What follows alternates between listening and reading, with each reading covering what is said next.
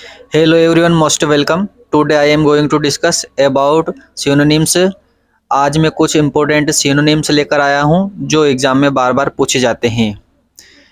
लोगों की समस्या यह रहती है कि वह synonyms याद तो कर लेते हैं लेकिन कुछ समय बाद वो भूल जाते हैं। लेकिन मैं आपके लिए एक ऐसी ट्रिक लेकर आया हूँ जिसके द्वारा आप synonyms को बड़े आसानी से और चुटकियों में याद कर लेंगे और लाइफ टाइम तक याद रखेंगे और उसे कभी भूल भी नहीं पाएंगे। तो आइए हम अपना समय बर्बाद ना करते हुए अपने सिनोनिम्स की ओर आगे बढ़ते हैं। यहाँ पर फर्स्ट वर्ड दिया है अबडिकेट।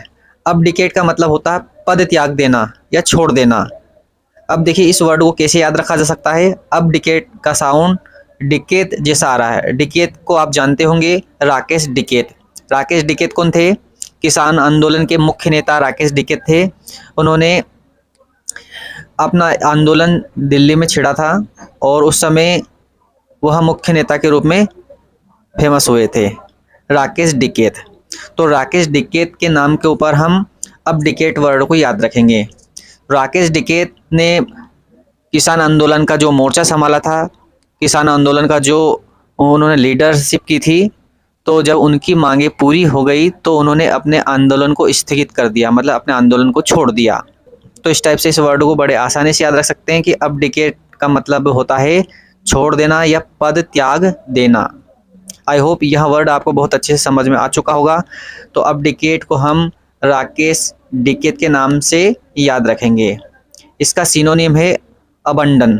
अबंडन का मतलब भी छोड़ना होता है। अब देखिए इस वर्ड को कैसे याद रखना। अबंडन में से अगर मान लो हम फर्स्ट लेटर ए हटा दें तो बनता है बंडन। बंडन को हम बंधन पढ़ सकते हैं और बंधन का मतलब होता है किसी चीज़ को बांधना। अब देखिए किसी चीज़ को बांधने के बाद उसको छोड़ना पड़ता है। जैसे एग्जाम्पल के लिए अभी रक्षाबंधन का एक त्यौहार आ रहा है, तो बहनें अपने भाई की कलाई के ऊपर क्या बांधती है? राखी बांधती है, मतलब एक बंधन बांधती है। तो बंधन को कुछ समय बाद कुछ लोग छोड़ देते हैं। या फिर कोई सी भी गांठ अगर मान लो लगा ही जाती है तो उसको कभी ना कभी छोड़ना पड़ता है। तो बंधन मतलब बांधना और बांधने के बाद उसको छोड़ना पड़ता है। तो इस टाइप से इस वर्ड को याद रख सकते हैं। अबंडन का मतलब भी छोड़ना होता है, मतलब पद त्याग देना होता है। नेक्स्ट सिनोनिम है इसका फारसेक। फारसेक का मतलब भी होता है पद त्याग देना या छोड़ना। अब देखिए फॉरसेक को हम कैसे याद रख सकते हैं। फॉरसेक में एक वर्ड आ रहा है सेक। सेक को हम याद रखेंगे सेकना से। जैसे खाना हम बनाते हैं, रोटियां बनाते हैं तो उसको सेकते हैं और सेकने के बाद में उसको थाली में छोड़ना पड़ता है। तो इस टाइप से इसको बड़े आसानी से याद रख सकते हैं। फॉरसेक का मतलब भी छोड़ना होता है। नेक्स्ट सिनोनिम है इसका लीव। लीव मीन्स होता है छोड़ना। अब लीव तो आप जानते हो, लीव का मतलब छोड़ना होता है या छुट्टी होती है। जब हमें स्कूल से छुट्टी लेना होती है तो हमें एक एप्लीकेशन लिखना पड़ती है, लीव मतलब छुट्टी की एक एप्लीकेशन देना पड़ती है। सिक लीव, बीमारी की एक एप्लीकेशन देना पड़ती है। तो वो लीव से हम याद रखेंगे छुट्टी मतलब छोड़ना। नेक्स्ट सिनोनिम है इसका रिजाइन। रिजाइन का मतलब भी होता है पद त्याग देना या छोड़ देना। अब रिजाइन जो वर्ड है ये हमने बहुत बार सुना है, बोलचाल में इसको यूज़ भी करते हैं। तो जब व्यक्ति अपना पद त्यागता है या अपने पद को छोड़ता है तो उसको कहते हैं रिजाइन करना, छोड़ देना।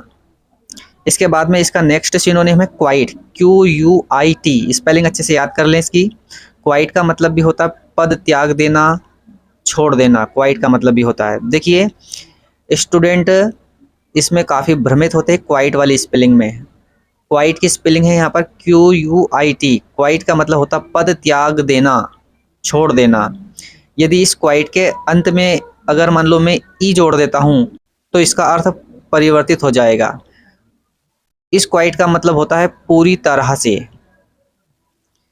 और यदि इस आई और टी के बीच में अगर मान लो मैं ई जोड़ देता हूँ तो क्वाइट हो जाता है और उसका मतलब होता है शांत, चुप रहना। तो यहाँ पर क्वाइट के 3 अर्थ बन रहे हैं। तीनों क्वाइट का साउंड सेम है, तीनों को क्वाइट पढ़ते हैं। ये फर्स्ट क्वाइट है, क्वाइट का मतलब होता है पद त्यागना या छोड़ देना। सेकंड क्वाइट है जिसके अंत में ई होता है, उसका मतलब होता है पूरी तरह से। इसके बाद में जो बीच में ई आता है, मतलब आई और टी के बीच में जो ई आता है वो वाला क्वाइट जिसका मतलब होता है शांत। जैसा कि हमने सुना होगा कीप क्वाइट, शांत रहिए। तो इस टाइप से क्वाइट के भी 3 अर्थ हैं और 3 शब्द अलग अलग हैं। आई होप अब डिकेट के सभी सिनोनिम्स आपको बहुत अच्छे से याद हो चुके होंगे। इसके बाद में मैं नेक्स्ट वर्ड लेकर आया हूँ अभोर। अभोर का मतलब होता है नफरत, नफरत करना होता है अभोर। अभोर की स्पेलिंग है ABHOR। अब देखिए इसको कैसे याद रखना है।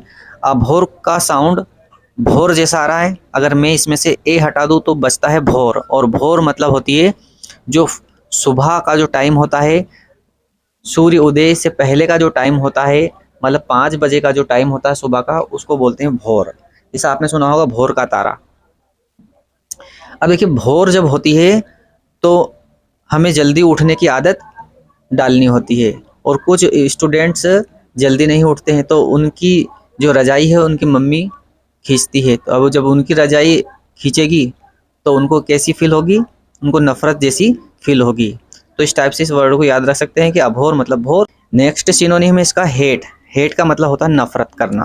अभी हेट जो वर्ड है इसको तो आप बोलचाल में यूज करते हो, आपने सुना होगा आई हेट यू, मैं तुमसे नफरत करता हूँ या मैं तुमसे नफरत करती हूँ। तो इस टाइप से ये वर्ड आपको ऑलरेडी आता होगा। नेक्स्ट वर्ड है डिटेस्ट। डिटेस्ट का मतलब भी होता है नफरत करना। अब देखिए इस वर्ड को कैसे याद रखना है।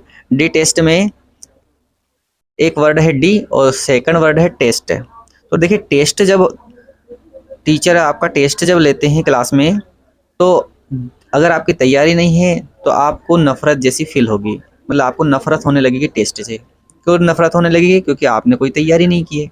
तो लोग क्या है टेस्ट से डरते हैं, मतलब परीक्षा का नाम ही डर है। तो इस टाइप से डी टेस्ट का मतलब होता है नफरत। इसके बाद में इसका नेक्स्ट सिनोनिम है डिसलाइक। डिसलाइक का मतलब भी नफरत होता है। आपने एक लाइक वर्ड तो सुना है, लाइक का मतलब होता है पसंद करना। सभी लाइक करते हैं, और यदि आपने मेरे वीडियो को लाइक नहीं करा है तो आप भी लाइक कर दीजिए। और डिसलाइक होता है, डिसलाइक का मतलब होता है लाइक का अपोजिट वर्ड। तो लाइक मतलब पसंद करना होता है, और यदि इस लाइक के आगे हम डिस जोड़ दे तो डिसलाइक हो जाएगा, मतलब नफरत करना। तो हर एक वीडियो के नीचे 2 बटन होती है, एक लाइक वाली और एक डिसलाइक वाली। अगर आपको ये वीडियो पसंद आता है तो आप लाइक कर देते हो, अगर वीडियो अच्छा नहीं लगता तो आप उसको डिसलाइक कर देते हो। तो डिसलाइक तो आप जानते होंगे, तो डिसलाइक का मतलब भी नफरत करना होता है। नेक्स्ट वर्ड है इसका एबोमिनेबल। एबोमिनेबल का मतलब भी नफरत करना होता है। अब एबोमिनेबल को कैसे याद रखना है। देखिए एबोमिनेबल में फर्स्ट वर्ड है एबम और सेकंड वर्ड है इनेबल।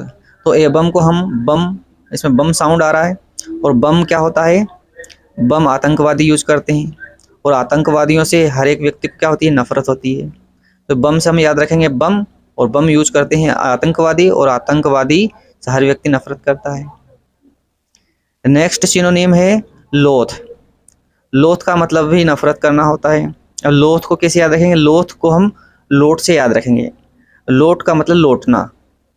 अगर मान लो कोई व्यक्ति आपको पकड़ के आपको लोट पोट कर दे तो आप उससे क्या करोगे, नफरत करोगे।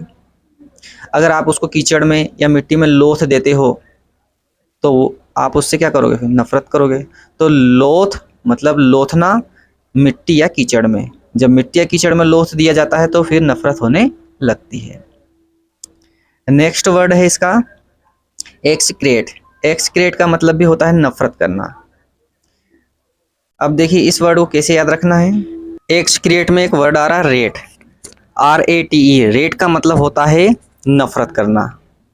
और एक रेट होता है, रेट मीन्स होता है चूहा, RAT रेट। रेट का मतलब चूहा होता है। अब चूहा क्या है, कपड़े को तोड़ देता है, अपने अनाज की बोरी को तोड़ देता है।